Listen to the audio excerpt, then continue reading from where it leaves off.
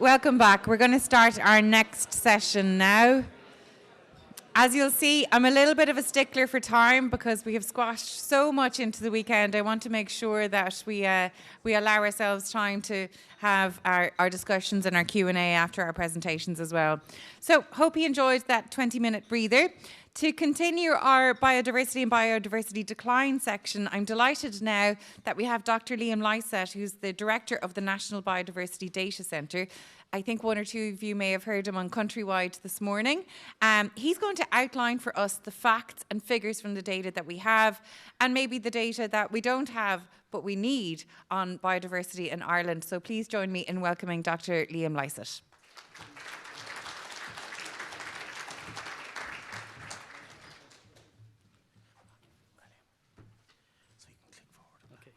Listen, thank you very much. Thanks very much for the invitation. I'm obviously not that tall.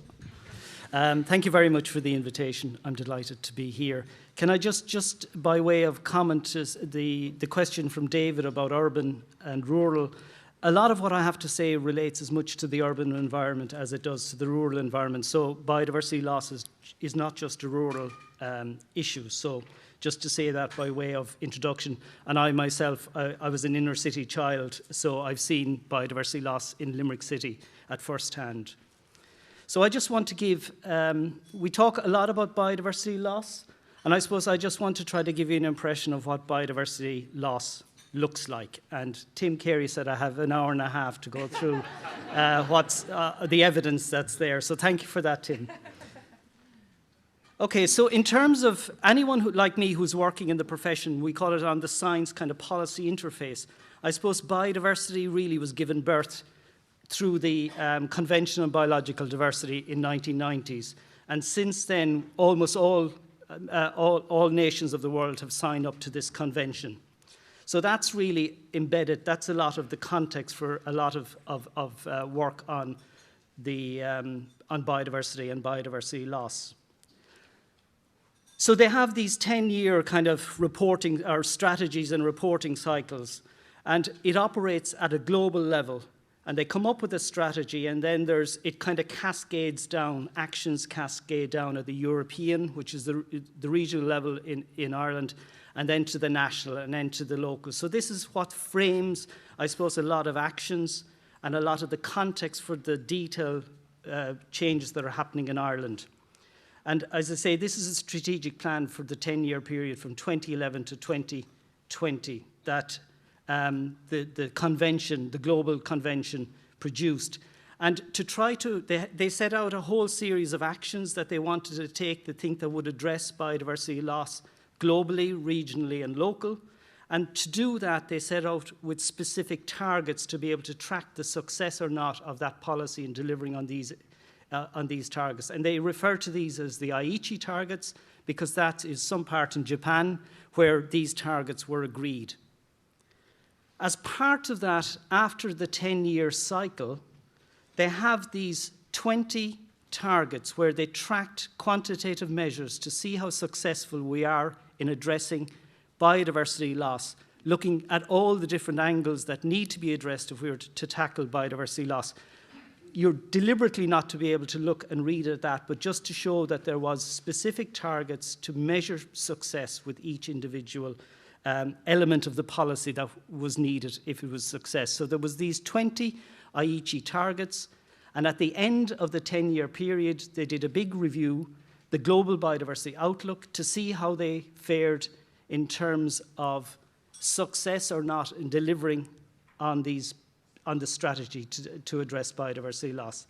And one of the conclusions was that humanity stands at a crossroad with regard to the legacy it leaves to future generations. Biodiversity is declining at an unprecedented rate, and the pressures driving this decline are intensifying. What's really important to read is that none of the Aichi biodiversity targets were fully met, and that's diplomatic speak to say none of them were met, or even nearly met. So that impacts then on sustainable development goals. So these are very serious people operating at the global level, and their conclusion is that we're not nearly doing enough, and biodiversity loss is still real and it's still happening. So that's some of the context, I suppose, for what's to happen or what we're reporting on in Ireland. So I want to bring it back down to Ireland in terms of what's happening, some of the evidence that we have there about biodiversity and biodiversity loss.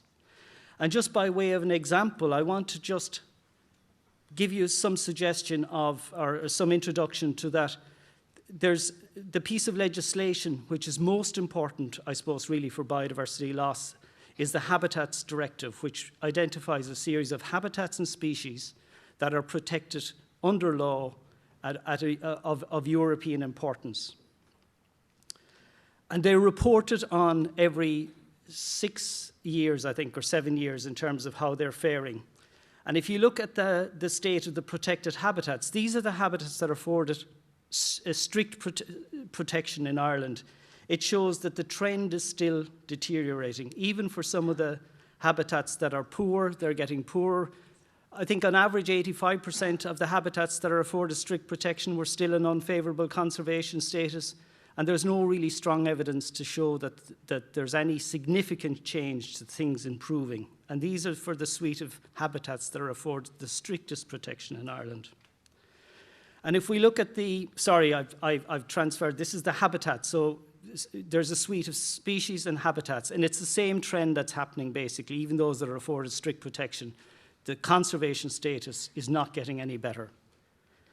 And I just want to kind of highlight the comment from Josepha Madigan, who was the minister at the time. I'm deeply concerned by the ongoing biodiversity losses being reported at a national and global level. The living fabric on which we all depend is being eroded. It is time for us all to step up to enable the transformative change required to reverse these trends. So that's a member of the government is saying this, so it's actually serious. It's something that has to be addressed still. So what evidence do we have for tracking change in biodiversity? There's probably two main ways we look at it. We look at tracking change on how the range of species in Ireland is changing, whether they're expanding or contracting. And the other aspect is we look at the populations of species to see whether the population is growing or contracting. And I want to show you some of the evidence that's there under both of these strands. This is just a map showing you the distribution of a butterfly. It's associated with kind of marginal agricultural land and coastal areas. It's the wall brown. On the left, it shows you the distribution of the species prior to 2015, and on the right is its distribution more recently. I'm just putting this up for illustrative purposes, is that conventionally when we're looking at presenting species ranges, what we do is we present it, there's 1,000, give or take 1,000 10-kilometre squares covering the island of Ireland, and we tend to plot observations on that scale, on the grid 10-kilometre squares, and it gives us an idea of kind of presenting the range contraction or not. And this is another example of the types of distribution. This is for a species, the great yellow bumblebee, that was actually always quite specialised and localised, but there was many specialised habitats throughout Ireland where it occurred. But since 2010, it's almost confined just to Belmullet Peninsula and one or two other sites. So this is the kind of evidence, by tracking the range of species and how they're changing, we can tell what's happening in there. So National Parks and Wildlife have done this assessment for each taxonomic group, and there's about 12 of them. And it's called a conservation assessment or REDLIS. And what it does, it looks at the evidence for each of the species within a taxonomic groups, and based on internationally recognised criteria, it identifies what's the risk of a species becoming extinct over a specific time period. So this is a summary, basically, of the findings of these conservation assessments. And I just want to explain, so each horizontal bar represents 100% of the species for that taxonomic group. So if you look for the bees, the bottom line, there's 99 different species. And the colour codes then are the proportion of those species in that taxonomic group that fall into the different categories of threat of extinction. So the summary really of this shows you that about 1/4 to 1/3 of all the species that have been assessed so far are threatened with extinction. And for things like bees that are providing us with pollination services, 1 in every 3 species that occurs in Ireland is threatened with extinction. It's worth actually just thinking about that for a minute. Threatened with extinction. we're unable to provide living environment. We can't coexist with these species to the extent that we can't even allow them to survive in the environment we've created. And our legacy to the next generation is that we're presenting them with a much less diverse landscape, and some of the species are going to become extinct because of our actions in Ireland. I think it's a really sad legacy that we're faced with. So about a quarter to 1/3 of all the species that have been assessed so far are threatened with extinction. The other way then to look at what's happening is to look at the populations of species. So we do some regular monitoring programs where we do a lot of work with citizen scientists. We ask them to go do a systematic survey on a regular basis to a systematic method. And we collate the information. Birdwatch Ireland run the Countryside Bird Survey, which tracks the population in birds. And it allows us to actually identify whether populations are increasing or decreasing. And this is one of the examples of the data that we find. The Countryside Bird Survey uses the range data and the population data to show how populations are faring. And this one, the grey wagtail, which is a kind of a bird of urban riparian habitats, it's declined by 67% over the last 18 years. This is the population. And another example is the stock dove that looks like a kind of a wood pigeon gone wrong. That's declined, I think, by over 55% in terms of its population over an 18-year period. They're really, really dramatic declines in what were once kind of widespread and common species. And it also equates for insects. This is results of the Irish Butterfly Monitoring Scheme, and it gives you the results that we can show for some fairly widespread species, declines of 48%, 43%, and 51%. The small little drab butterfly at the bottom is a species called the small heath, and it's very much associated with kind of what I call rough grassland, fields that aren't really overly managed, and it has declined by 51% over the last 15 years. Another kind of summation of how we're doing in terms of biodiversity loss is that Birdwatch Ireland have reviewed all the data on bird populations in the island of Ireland, and they've come up with what they've identified, or what they call as the birds of conservation concern in Ireland. And it's like a red list. And this is a list of the species that are included on this. Some of them were once fairly widespread familiar species, but it's very dramatic. And the conclusion from that report is that there's no doubt that having 54 of Ireland's regularly occurring bird species now on the red list is alarming, with some species having shown dramatic declines and losses on the island. So a quarter of all the birds are threatened with extinction, which is very sad. And look, this is what biodiversity loss looks like. We have species of all types, and these are kind of conspicuous species. Mentioned urban areas. I grew up where there was eels everywhere on the River Shannon, huge numbers of eels. They're now critically endangered. I think we've lost 95% of the population of eels in the last 20 years or so. So this kind of is what biodiversity loss looks like. I just want to make a few concluding remarks then to kind of contextualize this. I mean, I hope this convinces you that there's important people using evidence to show us that biodiversity loss is real, and there's no sign that it's slowing down despite all the policies that are in place. But of course, Ireland we've estimated that there's give or take, 32 to 35,000 species in Ireland. We still don't know the final number, but if you look at the number of species in each taxonomic group, you can see, for example, the vast majority there's a huge number of species in insects, and there's a lot of species in non-insect invertebrates and in fungi and lichens. The species that we're familiar with, things like birds, vascular plants, mammals, they comprise a really very small proportion of the biodiversity resources of Ireland.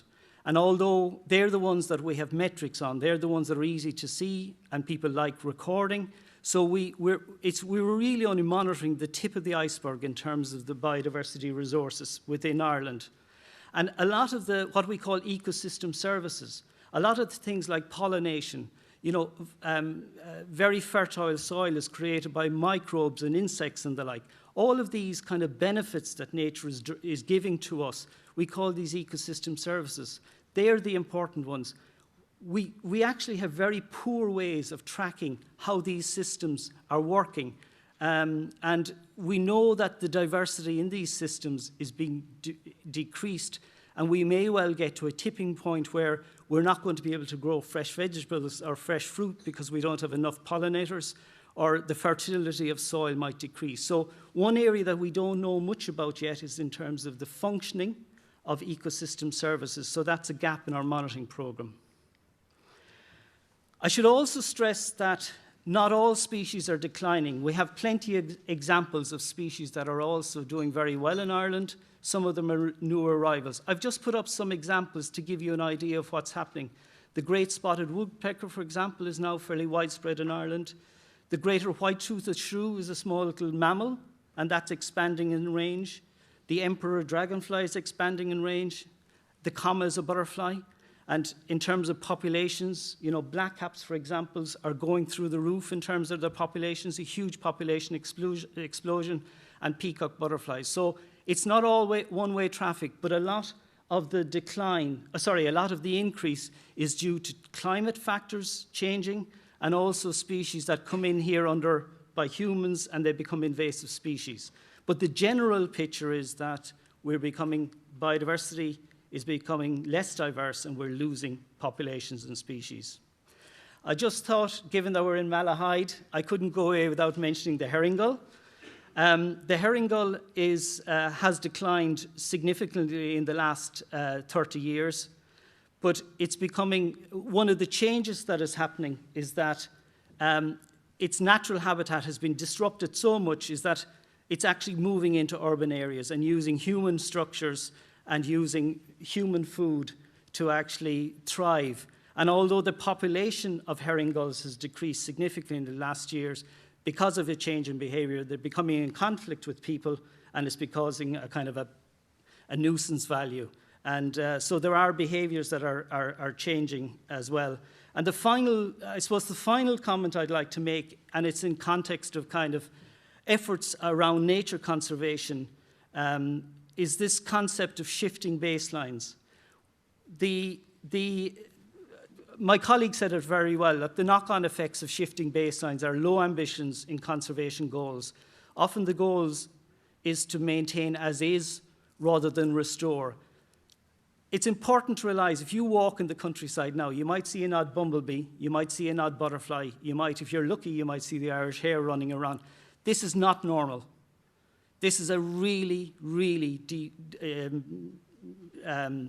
what's the word I'm looking for? It's a really poor environment. The hedgerows, the roadsides, the fields should be alive with insect life, with sounds and lives. So we really have to, don't set our ambitions on what we have at the moment. We need to start thinking about how we want to get back to the biodiversity that was there 100 years ago. So thank you.